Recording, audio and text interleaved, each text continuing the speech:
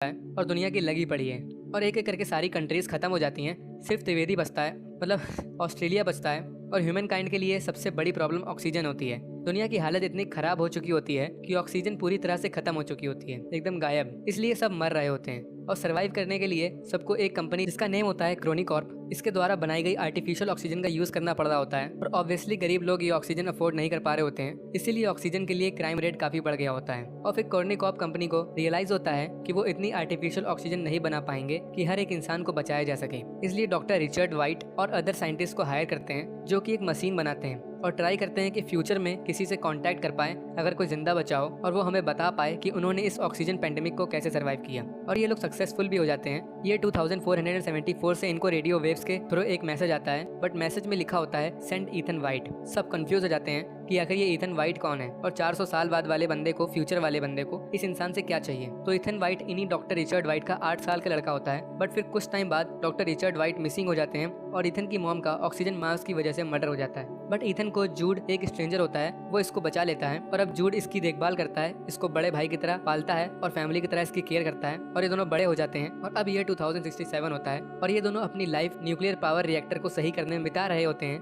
ताकि सिटी में इलेक्ट्रिसिटी और ऑक्सीजन फ्लो होती रहे। ये यहाँ पूरे जोश के साथ काम करते हैं क्योंकि ईथन की एक गर्लफ्रेंड होती है जेंथी, जिससे वो काफी प्यार करता है। बट वो सिक होती है और उसका कोई क्योर नहीं मिल रहा होता है क्योंकि इस प्लेनेट में अब कोई भी पेड़ पौधे नहीं होते। इसलिए ईथन अपने वर्क में काफी मेहनत करता है पैसे कमाने के लिए ताकि वो जेंथी को सारे ऑक्सीजन मास्क प्रोवाइड कर सके। बट फिर एक दिन इन दोनों भाई को उसी कॉर्निकॉर्प कंपनी में बुलाया जाता है और उसकी हेड ईथन को बताती है कि उनको 474 साल आगे फ्यूचर से एक मैसेज रिसीव हुआ है, send Ethan white. I know आप काफी कंफ्यूज हो गए कि ये बात तो काफी पुरानी है, जब ईथन 8 साल का था, बट अभी आगे मैं एक्सप्लेन करूंगा। Back to the story. फिर ये कंपनी की हेड ईथन से बोलती है कि तुमको हम टाइम मशीन से टाइम में आगे भेजेंगे जैसा वहाँ के लोग चाहते हैं और तुम उन लोगों से मिलोगे और पता करोगे कि सर्वाइव कैसे करे इस पेंडेमिक को।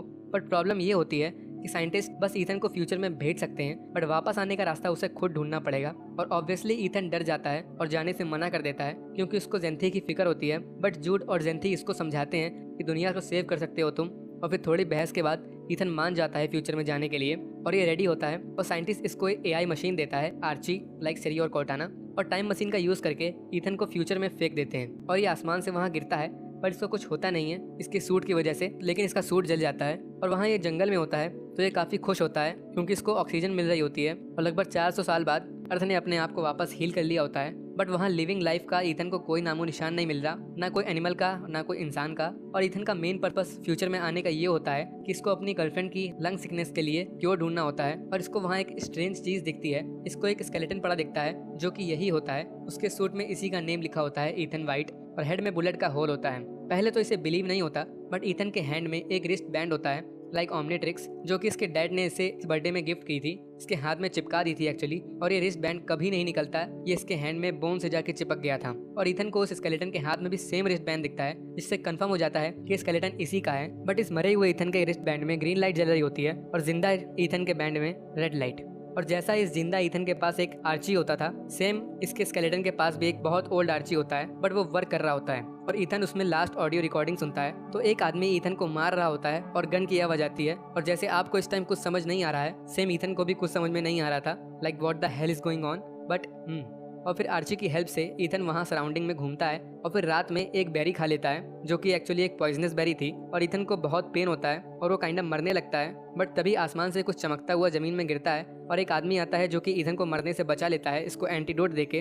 और ये आदमी जूड होता है, ये एक्चुअली वही लैब से स्पेशली ईथन को मरने से बचाने के लिए फ्यूचर में आता है। और फिर ये दोनों आर्ची की हेल्प से एक बंकर में पहुंचते हैं और बंकर ईथन की आई चेक करके गेट ओपन करता है और ये दोनों अंदर जाते हैं और सिस्टम स्क्रीन में वेलकम ईथन वाइट लिखा होता है। और बंकर ईथन के हाथ में लगे रिस्ट बैंड से डीएनए मैच करता है और ये बंकर एक्टिवेट हो जाता है और इसकी रिस्ट बैंड की भी लाइट रेड से ग्रीन हो जाती है। और ये जगह एक्चुअली वही लैब होती है जहाँ पास्ट में इस टाइम मशीन रखी है। और अब इतना तो समझ गए कि ये बंकर सिर्फ ईथन की डीएनए से ही खुलता है, तो फिर वो फ्यूचर में मैसेज किसने भेजा इनको 2067 में। खैर, और जूड टाइम मशीन देख के खुश हो जाता है क्योंकि अब ये पास्ट में, मतलब अपने टाइम में वापस जा सकते हैं और फिर ईथन लैब के ओल्ड लॉग्स चेक करता है जिसमें उसके डैड के होलोग्राफिक रिकॉर्डिंग्स होती हैं उसी दिन की जब इनको ये मैसेज रिसीव हुआ था सेंड ईथन वाइट वाला। और इसके डैड बताते हैं कि हम फ्यूचर में चीजें नहीं भेज सकते क्योंकि पावर सप्लाई की प्रॉब्लम होती है रिसिपिटेंट वाली साइड में जहाँ अभी ईथन है। इनकी टाइम मशीन में प्रॉब्लम होती है और तभी 2474 की लैब में 4 घंटे का काउंटडाउन शुरू हो जाता है टाइम मशीन के चालू होने का और इन दोनों को वापस घर जाने का। बट तभी इस सिटी की पावर सप्लाई गायब हो जाती है और इनके पास 4 घंटे होते हैं इसको सही करने के लिए, वरना ये दोनों वापस नहीं जा पाएंगे अपने टाइम में। इसलिए इनको सिटी के न्यूक्लियर रिएक्टर को जाके सही करना होगा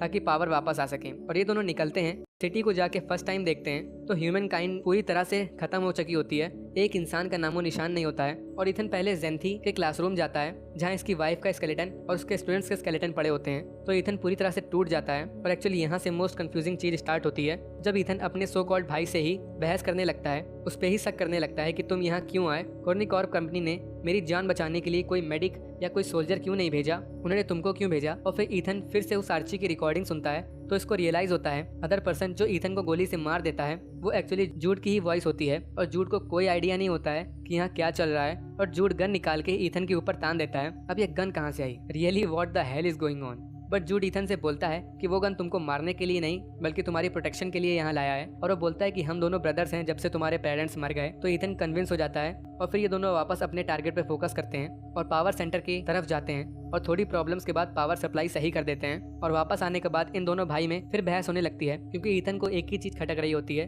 कि उसकी बॉडी, डेड बॉडी अभी तक यहाँ क्यों है। ईथन को ऐसा लग रहा होता है कि ये फेट है और इसका मरना तय है जूड के हाथों। बट जूड का स्टिल यही कहना होता है कि तुम पॉइजन से मर ही गए थे बट मैंने तुम्हें आके बचाया, तो फेट को धोखा दे चुके हैं हम। लेकिन ईथन का कहना होता है कि अगर फेट को धोखा दे चुके हैं हम तो उसकी डेड बॉडी को यहाँ से गायब हो जाना चाहिए। मतलब हम सब जो कर रहे हैं वो ये मरा हुआ ईथन कर चुका है और एट लास्ट में मैं भी मर जाऊंगा और ह्यूमन काइंड भी खत्म हो जाएगी क्योंकि इन दोनों को यहाँ कोई इंसान नहीं दिखा था और उस इंसान का भी पता नहीं चला था इनको जिसने सेंड ईथन वाइट का मैसेज पास्ट में भेजा था। और फिर ईथन और ओल्ड लॉग्स चेक करता है जिसमें इसको पूरी सच्चाई दिखती है कि डॉक्टर वाइट समझ जाते हैं कि कॉर्निकॉर्प की हेड के इरादे दुनिया बचाने के नहीं है, इसको सिर्फ अपनी और अपने कुछ लोगों की फिक्र है और इसलिए वो फ्यूचर में जाके न्यू लाइफ शुरू करना चाहती है। और डॉक्टर वाइट उसके प्लान में साथ देने से मना कर देते हैं और ये हेड डॉक्टर वाइट को मार देती है और ईथन की मॉम को भी मरवा देती है। और जूड एक्चुअली में कॉर्निकॉर्प के लिए ही काम करता था और इसको ईथन का गार्डियन बना दिया गया था ईथन के पेरेंट्स के डेथ के बाद और केयर करने के लिए बोला गया था क्योंकि ये कॉर्निकॉर्प की हेड जानती थी ईथन ही इन सबकी की है, उसी के डीएनए से लैब ओपन होगी। और ये देख इन दोनों भाई की काफी लड़ाई होती है और ईथन अपना प्लान बदल देता है यहाँ से वापस पास्ट में जाने का। और फ्लैशबैक में पास्ट के 2067 का सीन दिखाते हैं कि कॉर्निकॉर्प की हेड रेडी होती है ईथन के वापस आने के लिए और उसने कुछ लोग जमा कर लिए होते हैं जिनको ये फ्यूचर में ले जाने के लिए तैयार कर रही होती है और अपना तो खुद जाती है। और इसका प्लान था जब ईथन यहाँ आएगा तो उसको गोली मार देंगे और हम फ्यूचर में चले जाएंगे। बट इस टाइम ईथन काइंडा समझ गया था कि अगर ये वापस गया तो वो लोग मुझे मार देंगे। बट जूड का कहना होता है वापस चलो और अब जूड ईथन पे गन तान देता है, को मारना ही वाला होता है क्योंकि वो प्लान के हिसाब से नहीं चल रहा होता। बट ईथन जूड के लिए सच में छोटे भाई जैसा होता है और ईथन बोलता है कि हम दुनिया बदल सकते हैं। इसलिए जूड अपने आप को रोकने के लिए अपना ही भेजा उड़ा देता है ताकि वो ईथन को कुछ ना कर सके। और ईथन जाके स्क्रीन पे वही मैसेज टाइप करता है, सेंड ईथन वाइट। जी हाँ, जिस आदमी को ये ढूंढ रहा था जिसने ये मैसेज भेजा होता है वो एक्चुअली यही होता है, इसी ने पास्ट में वो मैसेज भेजा था। आप सबने डार्क देखी होगी, पास्ट फ्यूचर प्रेजेंट सब कनेक्ट होते हैं और ये अपने आप को वापस अपने टाइम में भेजने की जगह पेड़ पौधे वापस पास्ट में भेज देता है और वो रिकॉर्डिंग भी भेजता है जिसमें ये हेड मिस्टर वाइट को मार रही होती है और अपनी गर्लफ्रेंड के लिए क्योर भी भेजता है और अपना फ्यूचर में अकेला रह जाता है और अपने भाई को बरी करता है। और तब इसे रियलाइज होता है कि यहाँ बटरफ्लाई आ गई है, मतलब लिविंग थिंग, और इसकी डेड बॉडी का स्केलेटन भी अपने आप गायब हो जाता है और ये भाग के उसी जगह जाता है जहाँ पहले सिटी तबाह दिख रही थी बट अब वहाँ पर एकदम न्यू सिटी होती है और पूरी डेवलप्ड हो चुकी होती है। और ये 2474 होता है तो बहुत ज़्यादा डेवलप हो चुकी होती है और मूवी इसी पॉइंट में ख़त्म हो जाती है। अब मुझे पता है कि बहुत कंफ्यूजन होगी तो मैं पूरी एंडिंग को शॉर्ट में और रियल फॉर्मेट में क्लियर कर देता हूँ।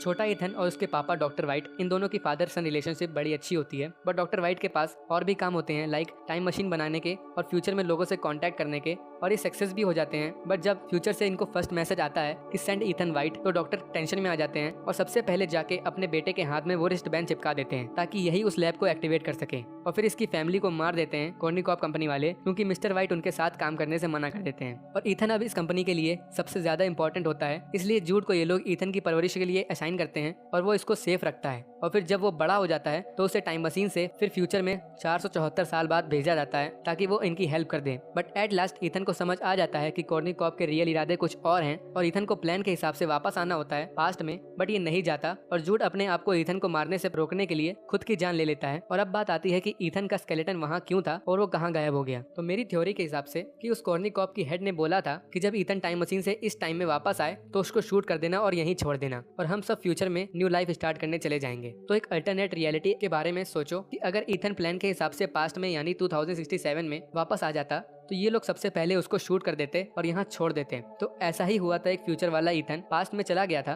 और उसको शूट करने के बाद इन लोगों ने यहीं छोड़ दिया था, इसलिए उसका स्केलेटन यहीं पड़ा था 400 साल बाद भी। क्योंकि मूवी में कहीं भी ये कंफर्म नहीं किया गया है कि जूड ने ही ईथन को मारा था। यहाँ तक उसने आर्ची में अपनी और जूड की फाइट की वीडियो रिकॉर्डिंग भी देखी थी, बट गन शॉट वाला सीन वो नहीं देख पाया था, उसको हाइड कर दिया गया था, सिर्फ गन शॉट की साउंड्स नहीं थी। तो मुझे तो बस यही एक्सप्लेनेशन समझ आया। लेकिन अब बात की अगर ऐसा हुआ था तो ये सब लोग कॉर्नी कॉप वाले फ्यूचर में आ गए होंगे, बट इनका तो यहाँ कोई नामो निशान नहीं मिला। तो शायद ये लोग यहाँ आके भी सेटल नहीं हो पाए, मतलब जीना नहीं सीख पाए, और या फिर ये टाइम मशीन से यहाँ कभी आ ही नहीं पाए। और देन मूवी की एंडिंग में ईथन खुद पास्ट में जाने की बजाय पेड़ पौधे और प्रूफ भेज देता है, जिसकी वजह से वहाँ के लोग कॉर्नी कॉप की हेड को मुजरिम बना लेते हैं। और अब मेन इविल पर्सन तो चली गई होती है और बाकी जो समझदार लोग होते हैं उन्होंने उन पेड़ पौधों से जो ईथन ने इन्हें भेजे थे उनसे और नया पेड़ बनाए होंगे और ऑक्सीजन की प्रॉब्लम को दूर कर लिया होगा। और इसीलिए लास्ट में ईथन का स्केलेटन गायब हो जाता है, क्योंकि जब वो पास्ट में गया ही नहीं तो उसको शूट नहीं किया गया और इसीलिए उसका स्केलेटन नहीं था वहाँ। और पूरी सिटी एकदम से डेवलप हो गई थी, कॉज 2067 से 2475 हो गया था। तो ऑब्वियसली टेक्नोलॉजी और ह्यूमैनिटी बहुत ज्यादा डेवलप कर गई होगी। और मेन पॉइंट